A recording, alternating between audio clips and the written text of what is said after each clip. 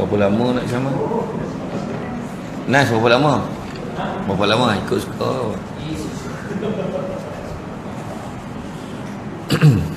A'udzubillahi minasyaitonir rajim. Bismillahirrahmanirrahim. Assalamualaikum warahmatullahi wabarakatuh.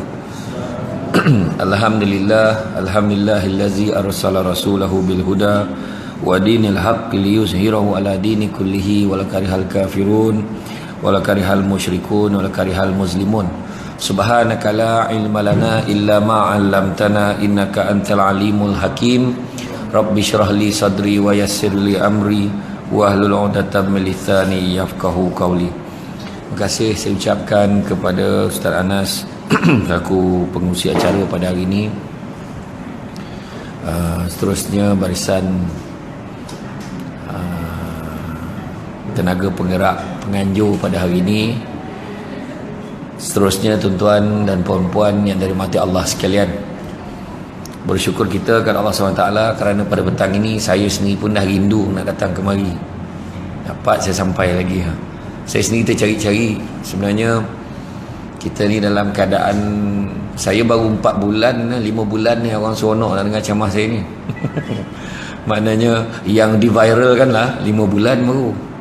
Jadi tak pandai lagi susun jadual. Jadi dulu ambil aja. Jadi nak selit-selit, nak tolong kawan-kawan payah. Jadi insyaAllah dalam 2017 ni, dalam bulan 4 bulan 5 tu baru dapat susun. Jadi paling tidak biarlah ada waktu rehat sikit. Jadi kalau tiba-tiba ada emergency daripada Kedah nak kita panggil, kita pun kita bolehlah selit kan, datang kan. Mak yang paling bising mak saya lah, ceramah je. Jadi bila time ada rehat saya betul pergi mak saya, layan mak saya. Jadi bila sebut azam tahun baru, ada yang persoalan yang paling besar orang tanya kan, ni azam tahun baru ni kenapa tak ikut tahun Islam? Kenapa lah tahun ni? Sebenarnya kalau ikut kan, azam tahun baru tu pun tak ada masalah. Tahun Islam tu lebih baik. Malahan kita dituntut untuk memperbaharui tekad kita setiap masa. Setiap masa. Jangan tunggu tahun baru je. Contohlah kan, siapa yang pernah bersukan? Yang pernah sukan kan? Saya dulu sukan utama saya sukan takraw. Masa sepak takraw main killer dulu. Cuma bila sampai lutut problem biasalah.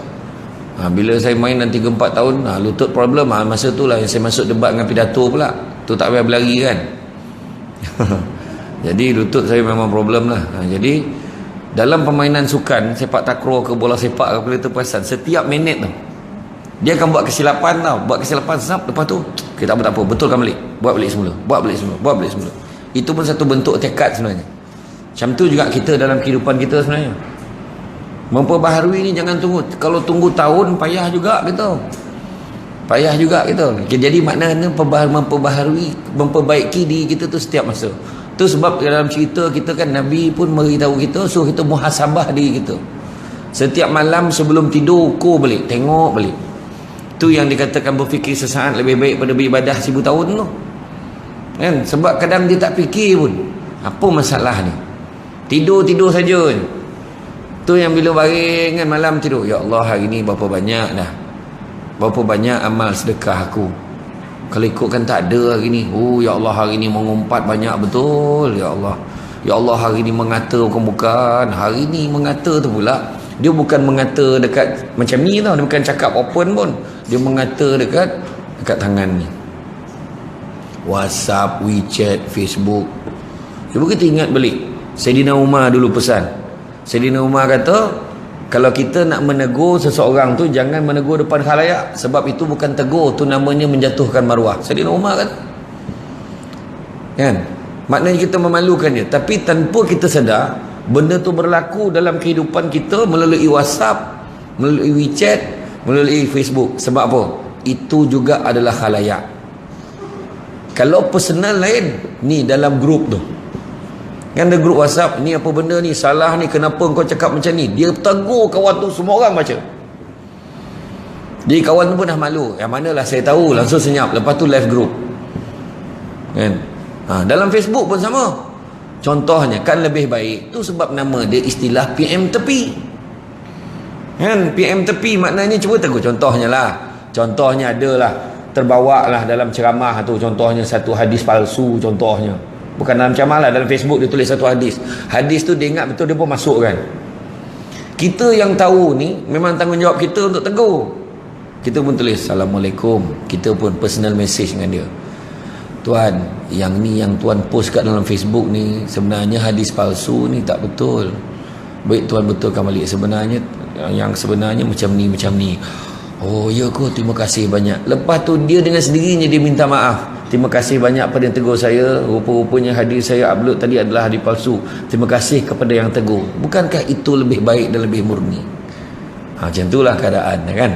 Jadi makna kata bila sebut tentang azam baru, makna tekad kita nak buat yang terbaik. Sebab kita perlu sentiasa penuhi semangat kita, azam diri kita untuk buat lebih baik daripada sebelumnya. Bertepatan dengan sebuah hadis Nabi yang diriwayatkan oleh Imam Al-Baihaqi, di mana Allah lebih suka kepada seorang Muslim yang melakukan apa jua perkara secara sempurna dan teratur, malah sentiasa pula berusaha untuk memperbaiki usahanya pada setiap ketika.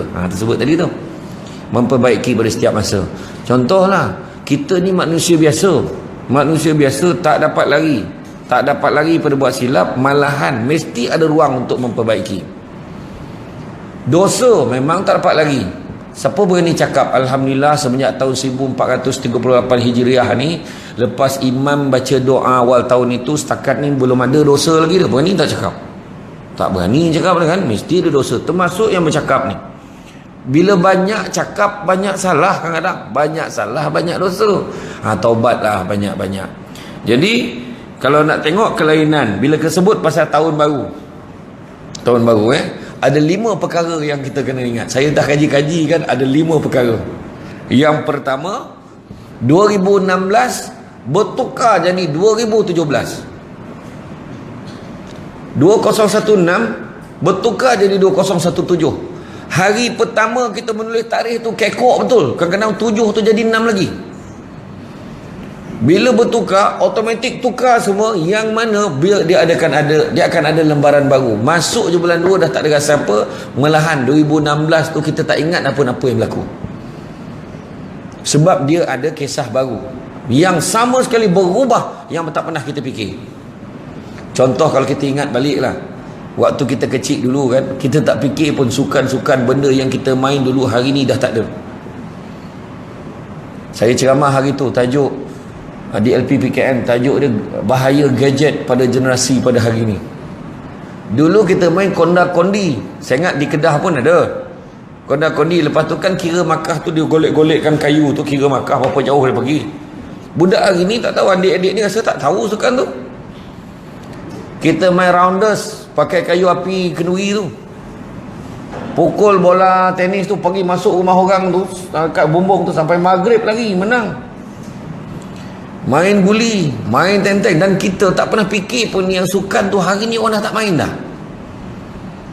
Sebab kita seolah-olah tengok, oh budak-budak hari ni itulah dia akan main gadget ni, dia main game, dia main PSP dan sebagainya. Maknanya 2016, 2017 berubah terus. Satu. Yang kedua, umur pun bertukar. Berubah je tahun, semua orang akan fikir umur aku pun berubah dah tahun ni. Cuma ada yang nak tolak hakikat tu, tapi belum sampai bulan dia lagi dia.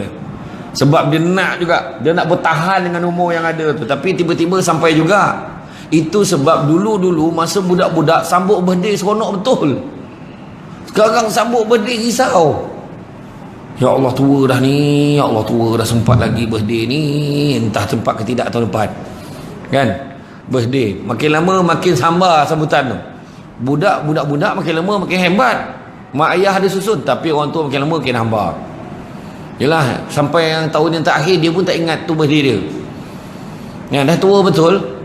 Kan? Ni apa benda ni? Ni kek ayah. Oh kek gitu. Kek pun tak kenal dah. Nampak? Kemudian yang ketiga, iaitu benda yang kita akan tulis satu benda, kita akan letak dalam diri kita nak buat benda yang kita tak biasa buat. Mungkin pada orang, tapi ada juga orang yang buat tak tahu je. Itu orang tu dia takkan ada, orang yang tak ada azam kita tak nak cerita ini. Tapi orang yang ada azam dia akan letakkan, aku ni nak tulis apa benda yang aku nak buat tahun depan. Ada orang tu dia buat senarai benda-benda yang dia nak buat tahun ni. Dan benda tu biasa dia buat benda-benda yang realistik yang dia boleh capai. Contoh tahun ni target nak pergi umrah lah. Tahun ni aku target aku nak pergi selalu lah pergi tengok mak aku, dia tahu. Contoh lah kan, macam tu, dia ada azam macam tu. Kemudian yang kelima, suasana menunjukkan bahawa biasanya setiap tahun akan ada benda-benda besar berlaku. Benda-benda besar yang mana kita kena ingat apa tu? Contohnya tiba-tiba banjir besar di Kelantan dulu, tiba-tiba tahun tu je berlaku.